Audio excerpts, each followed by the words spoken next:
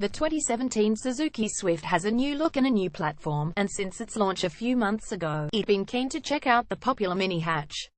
I am never really a fan of box-shaped cars, and while the square design of the old model was considered cute by some, I much prefer the updated style.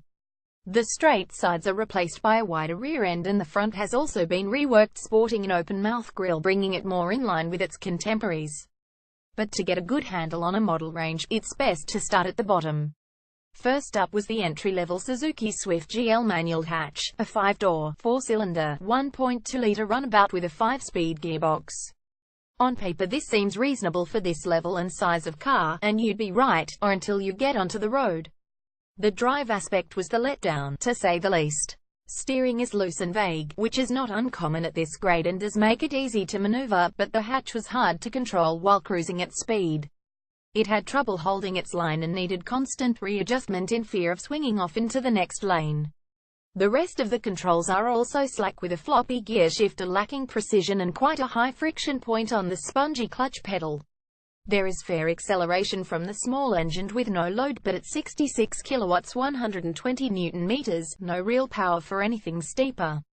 The saving grace for the manual Swift is it is very fuel efficient at 5.3 L 100 km after 1 week of cruising around. Thanks to the drivetrain size and weight, it didn't even gulp half the tank. On the inside, the fittings and features are the standard affair of a base model: hard black plastic, thin doors, fabric seats, no center storage box, LCD display with no graphics, no touchscreen and no rear view camera, and a rather bland, pragmatic dashboard. You do gain some accoutrements such as cruise control, Bluetooth, bottle holders and auxiliary ports in the center cubby. One annoying thing was the audio mode change button on the steering wheel controls is on the same rocker as the volume control, meaning you could easily change sources while just trying to turn the music up. Unlike some other Suzuki models, the seats are no so flat and are well bolstered on the sides, dressed in a soft material, making for a comfortable squab. It's often the small things that define style and quality in a vehicle, with one example being the manual AC controls that are rough to turn with no soft feel, and you can't help comparing it against the similarly dimensioned and priced, though more refined, Kia Picanto I recently test drove. Despite an increase in cabin space, storage still feels limited, with a small glove box and short boot that is only good for vertical storage, jamming my pram in there for example. A nice new addition though is the hidden door handles for the rear doors, giving it a more modern look.